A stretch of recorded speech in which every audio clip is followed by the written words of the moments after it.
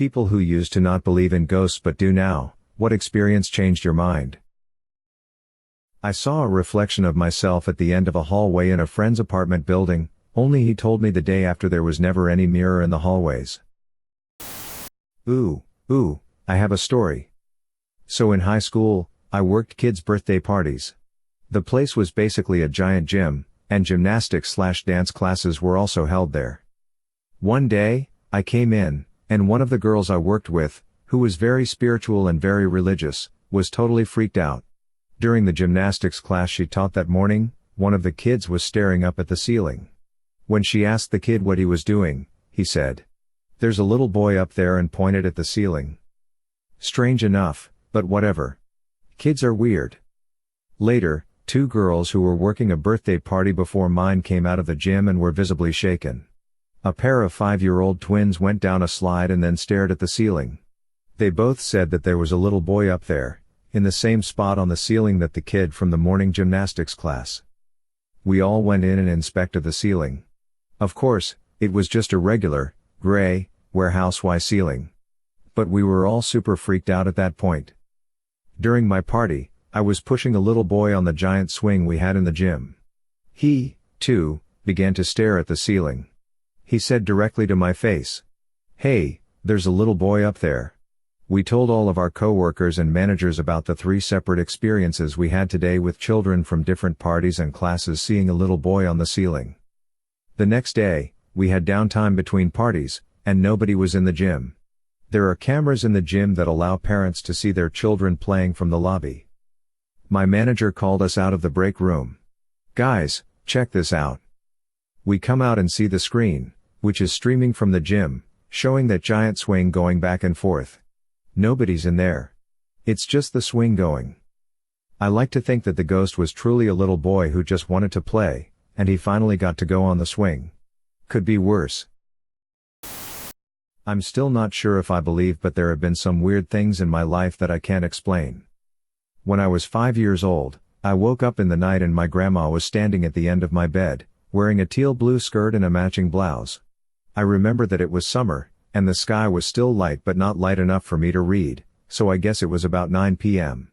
I sat up, she put her finger to her lips, and I rubbed my eyes a couple of times, 'cause sleepy, and when I looked back, she had gone.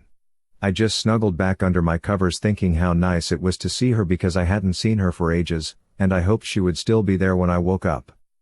Next morning, my house was eerily quiet. My mom was in a worse mood than normal, but she had been crying, so I asked her what was wrong.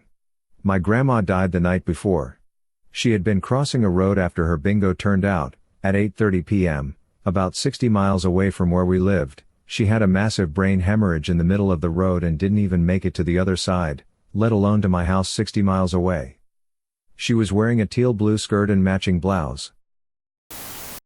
My wife and I swear that our daughter used to talk to ghosts when she was a toddler. She was an only child at the time. First instance I remember, was her telling me that she was talking to Nana. That's what I called my grandmother, who passed about 15 years before my daughter was born. My daughter was young and so I hadn't even talked about Nana to her, so I showed her a picture and asked who she spoke to. There were 4 women, 3 of which I didn't even know, but without hesitation she pointed to my Nana. Okay, no biggie. Some months later, my wife and I are trying for baby number 2. After my wife gets pregnant, my daughter is sitting next to her on the couch and puts her head on her belly and says, "Mommy, there's a baby in there." Okay, maybe that's coincidence. She overheard us saying something. A few weeks later, my wife miscarries. Maybe my daughter picked up on our sadness, who knows, but she again puts her head on her stomach and says, "Mommy, there's no baby in there anymore." Then, several months and one more, very early, miscarriage later, my daughter tells us, "I was talking to my brother last night and he said that my sister is coming to live with me soon." Again, she's an only child and had no living brother. We were still trying at this point, but had not taken any tests. We picked one up that night, and sure enough, pregnant. When time came to reveal the gender, I wasn't even interested. My daughter had already said it was a girl. Sure enough, I have 2 daughters. My girlfriend's grandfather's ashes were on a little shelf in the living room, right next to a very solid/heavy angel statue. Well, one weekend she and I are fooling around on the living room couch, and out of the corner of my eye, I see the angel statue fly off the wall, accompanied with a deep grunt. Now when I say this thing flew off the wall, I'm talking 7 to 8 feet of air before landing on the hard wood and leaving a dent where the wing hit. Even if this thing had fell off the wall, it would have dropped straight down, not soared with force. Well, we both stood there in shock, and I whispered if she had heard the grunt as well, to which she agreed. So we both booked it for the day. Well, that night at dinner we told her parents what happened, leaving out the naughty bit, and Megan's younger sister burst into tears saying she had seen a dark figure at the foot of her bed the last couple's nights but didn't want anyone to think she was crazy. Grandfather that died had mental health issues that caused a lot of pain. Velp, after that day I was a believer. A while after my grandma died, my mom and I were looking at a photo of her we had on a shelf. She was never a nice person. Till the moment she died she refused any help from anyone, but was quick to steal and lie. My grandma also didn't like my mom. Anyways, I mention how in the photo she's not smiling and how she never really smiled in life. My mom agrees with me, and then the glass cracked straight across my grandma's lips in the photo. My mom took the picture down the next day.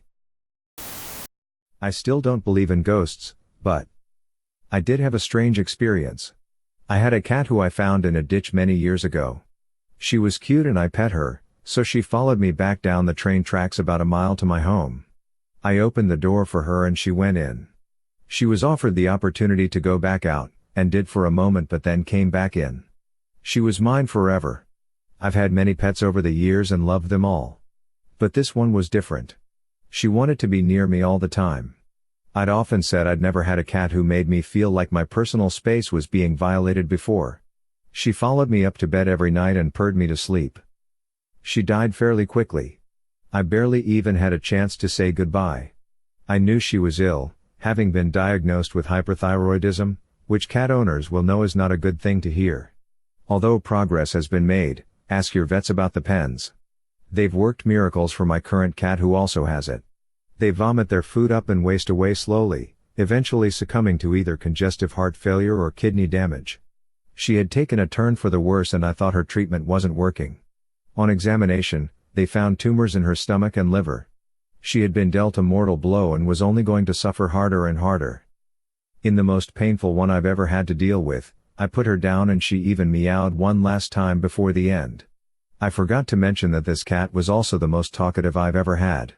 She frankly wouldn't shut up. I buried her in the yard to keep her close and tried to go to sleep, completely beside myself with grief. As I lay down, I heard something familiar. I live in an old house and my bedroom doesn't have a door, so I installed one of those plastic sliding doors. The slats it's made of make a telltale clacking sound when they're disturbed, like they did when a cat pushes in between them and the doorframe. I heard this, and a moment later, I felt the foot of my bed compress, and could feel the mattress deform around my feet, up beside my legs and roughly to my hips. I looked. No cat. I don't know how to explain this. I don't believe in ghosts and I'm sure grief can cause some pretty significant psychological disturbances. A quick perusal of my post history will very quickly show I am anything but cuddly, but I was absolutely in the kind of deep grief where one would expect that, as I love that cat more than basically anything else. Even typing this now, years later, is making my eyes well up with sadness for my lost friend. I could write off the sound of the plastic slats as a breeze or a hallucination. Older members of my family said they saw my father after he died, and I've read about grief-induced hallucinations before. But to feel my mattress deform like that, in exactly the way she used to circle my feet and come up beside me. I don't know what to think. A few weeks after we put our dog down, I felt the compression of footprints walking next to me along the mattress, like she used to do when she wanted to cuddle. Was comforting in a way but also scary and confusing. When I was about 10 to 14 I had terrible insomnia. I would imagine things and felt incredibly unsafe, as though I was being watched, although I never admitted this to anyone. I began only sleeping on the couch, with my back against the wall, and had to have the TV or some sort of light on. I missed an immense amount of school because of this, so my mom had me see a neurologist. The neurologist diagnosed me with some things, but the crazy part was during my sleep study I slept amazingly well, no issues at all, and slept in the real bed. Eventually I got transferred to a children's hospital, and speaking to the doctor I explained I would see things and felt uncomfortable. They had thought I was experiencing sleep paralysis. When they told my mom, she went ghost white. She pulled me aside and explained she was experiencing things, too. She described in detail what I was seeing. That evening she approached my brother and asked broad questions: "Do you have anything weird happen in home?" etc. He also described what we experienced.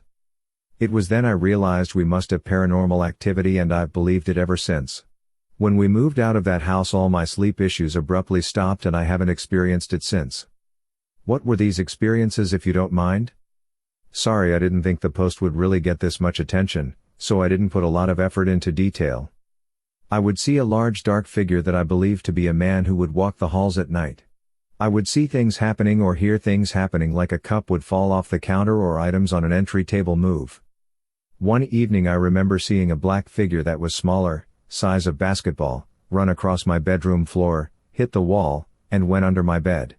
As I was convincing myself it was imaginary, my mom came running in since she heard the thud.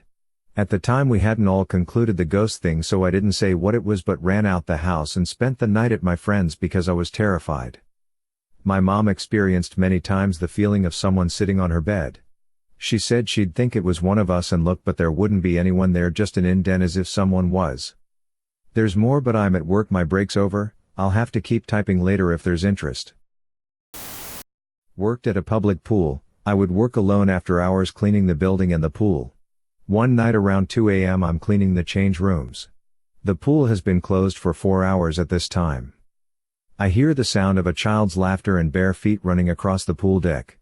I go out and scan the area. There's nobody in sight.